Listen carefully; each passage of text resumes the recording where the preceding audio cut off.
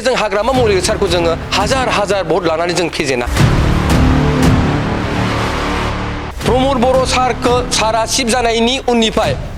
बिथाङा दिनैसिमबो एसेम्बलियाव थाङाखै दिनै बिथाङा राजा तन्त्र बायदि खालामनो नागिरो बिथांखौ दिनै रायजोआ मोजां मोननानै भट होनानै बिथांखौ देरहासार खालामदोंमोन आरो जोंनि समस्तिनि सासे बिथांखौ प्रतिनिधि हिसाबै दैथाय हरदोंमोन एसेम्बलियाव बाथ्रा बुंनो थाखाय नाथाय दिनै बिथाङा प्रमद बर' सारा सिफ जानायनि उननिफ्राय बिथाङा दिनैसिमबो एसेम्बलियाव थाङाखै दिनै बिथाङा राजा तन्त्र बायदि खालामनो नागिरो गणतन्त्रखौ राजा तन्त्र बायदि खालामनो नागिरो जेन आं नङाबा रावबो सोलिला आंनो देरसिन आंनिफ्राय देरसिन रावबो जानो हाया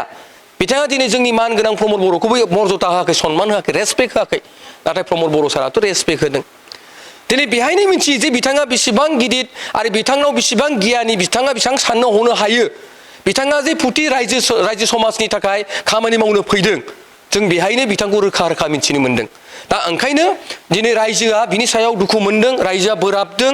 बिनिखायनो रायजोआ दिनै सिद्धान्त लागोन जेरैखि जाया फैगोन समाव जे एबार जे ट्रेक्टरनि छबियावसो भट होगोन देबोरगाव समस्ति हिसाबै आरो नाय बिथाङा गुबुन गुबुन समस्तिफ्राव देरहाबोनो हागौ मोनफा मोननै आंहा बेहाय माने गासैखौबो आं जेनगोन होननानै आं बुंनो साना बिथांमोननि फिल्डआबो बबावबा मोजां गाज्रि नङा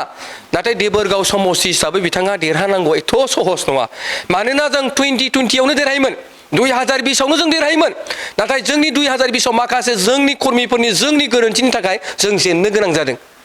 आरो बेहायबो जों बांद्राय भटआव जेनाखै माथ्र' जों 5,000 मार्जिन भटआवल' जों जेनदों नाथाय दाख्लैनि रिपर्टफोरखौ जुदि नायोब्ला एमएलएनि रिपर्टखौ जुदि नायोब्ला एमपिनि रिपर्टखौ नायोब्ला एमएलएआव लरेन्स इस्लारि सारा देबोरगाव समस्तियाव 14,000नि बारा भटआव देरहादों बे देबोरगाव समस्तियाव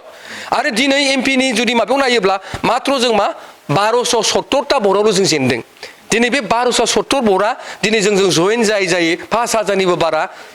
माने एपिपिएलआव बिपिएफनि मानसिफ्रा दिनै जयेन जागासिनो दं आरो बेनो मोनसे रोखा ओंखायनो आं होनबाय थादों जे मोनफ्रोमबो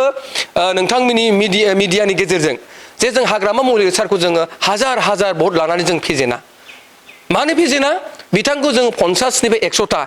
अब्लासो बिथांनि बिखाया खामगोन अब्लासो बिखाया गावगोन बेना जे आं मा भुल मावखो आं मानो गोरोन्थि मावखो आंनि गोरोन्थिनि साजाखौ आं दिनै मानो लानांखो 150टा भटनि गेजेरजों बिथाङा बे रिप्लाइखौ बे फिननायखौ फैगोन 25नि उनाव रिजाल्टआव बिथाङा मोनगोन